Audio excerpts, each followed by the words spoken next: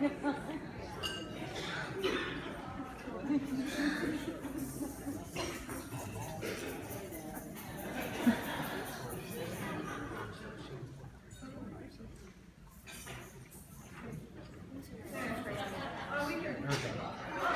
we go.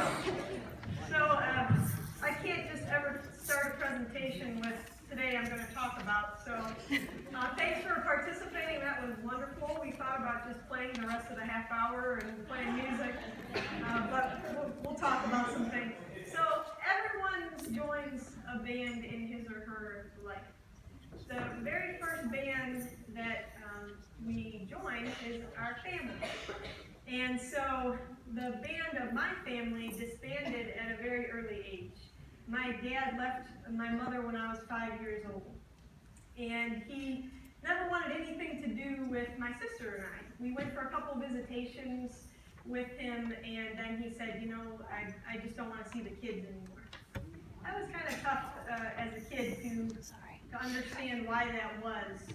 And I remember distinctly being called down to the counseling office in grade school, and I was called down with this other little boy, and of course boys at that age are just kind of gross to you in general, so I was already upset that I had to sit with this smelly little boy next to me, so I was already destined for problems. And so we sit down, and the counselor hands both of us a letter, and the counselor says, you need to take this letter home and give it to your parents.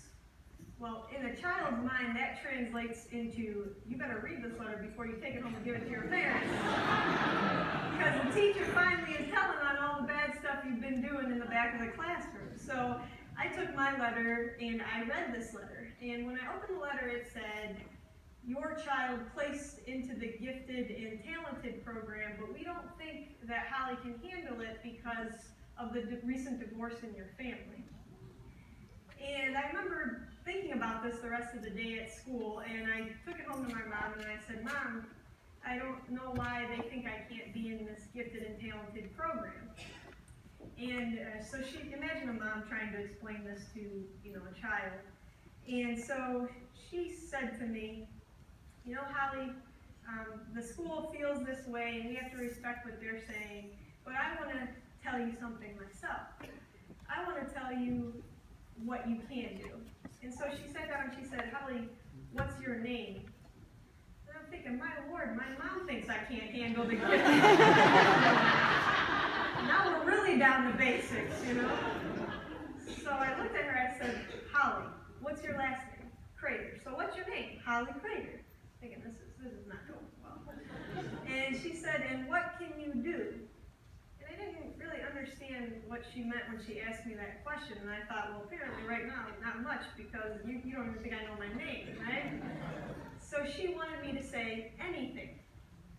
So she asked me again, what's your name? And I said, Holly Crater. She said, what can you do? And I would say anything. So all throughout my life, she would ask me this same question.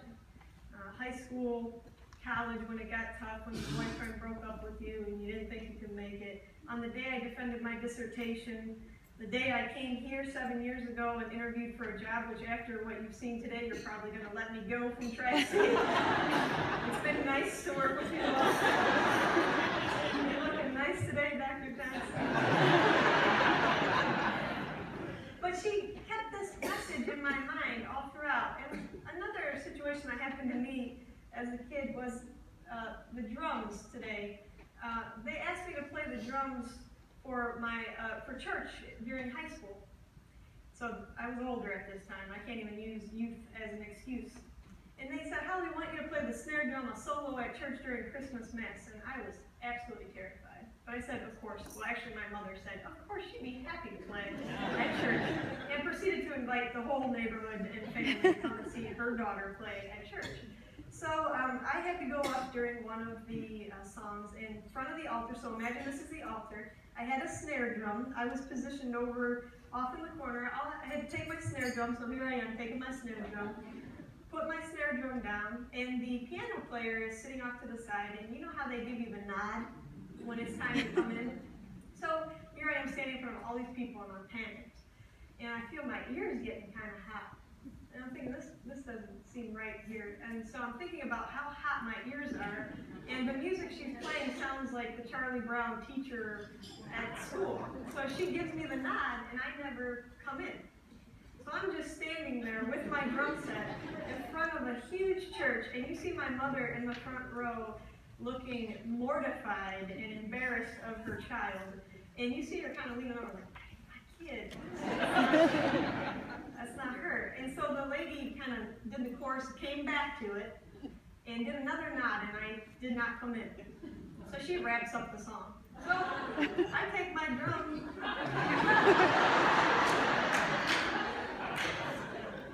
And I feared for my life because the scathing look from my mother, who had told me at an early age that I could do anything, now didn't believe that anymore in this moment. And all these people at church said, we don't think you should be in the music group. You're not talented enough to play in front of people. You don't have the bravery. And we're given two lives. The one that we're given and the one that we make.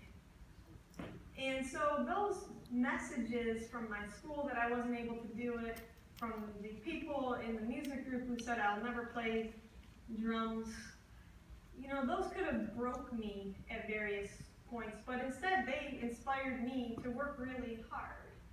And so what I want to talk about today in regards to tools are the tools of memorable messages that we're giving to each other, that we're giving to our students, that we're giving to the community, and how if we embrace this concept of memorable messages and connections, we're not only going to elevate our opportunities for ourselves, but we're going to bring everybody up with us. Remember that if you're thinking about, this is such a cool band we got here, I think we're ready for the big stage at some point. Everything that we play impacts somebody. So if you think about where you're working and how many people you're interacting with, everything that you're playing is impacting those people, right? Research shows that every single day, individuals receive over 100 different messages throughout the day. And you see the word cloud up there. Some of them are very positive, right? Accomplish, success, achieve, believe. But then some of them that we receive, like I received, kind of have negative connotations, right? That you can't do it. And what they say is that we cannot unplay our notes. Everything we played here, good or bad, we can't take it back, right? I wish I could take back some of those notes that I hit on the ukulele walking past the front row, but I can't take that back. Much the same way, we cannot take back what we say to a student, to a colleague, to a supervisor, to a family member, to a community member. We can't take those words back. And we know that they're so critical to the rest of that person's life. And they were talking about those memorable messages are something that we say. So let's say you say, Holly, you're going to be a great public speaker one day. I may not need that message at that moment, but some point in my life, I'm going to need it. The moment I woke up from my dissertation defense, I needed to remember someone in my life telling me, you can do this. You can be a speaker. So it's some phrase that's said to us that we might not need at the moment, but we may recall at another time in our lives. And what they say is, and we all relate to this, is that not every message is remembered, right? Sometimes we say something to you, and you forget it 2 seconds later. Your husband yells at you, you yell at your husband, you yell at your kids, I told you that 16 times, the person didn't hear it, right? So some messages are forgotten, some messages are rejected, but there are definitely instances where messages are accepted, and even more scary, internalized. So even when I think about myself in the classroom teaching students, every time I open my mouth, I'm thinking about the impact that what I'm saying to them will have on their futures. So this concept of memorable messages is really kind of interesting and intriguing when you think about where you all are. And I started as a frontline person, a support staff person here at the college. That's why I was so excited to come today, because I feel like this is where my heart is at. And I'm excited to be here with all of you. But you folks oftentimes are the ones that are out there up front working with students and having a major impact. When I did my dissertation, they specifically, I interviewed Tri-C students, they specifically cited people from here. If you have some free time tonight and would like to read a wonderful dissertation, it's only 247 pages long, and not many people are reading it. So if you'd like to be the first, you can. But they cite how someone at the enrollment center smiled at them. One thing they really said mattered to them was that you remembered their name. How many of you go to Starbucks? Anybody go to Starbucks? Or a local restaurant all the time?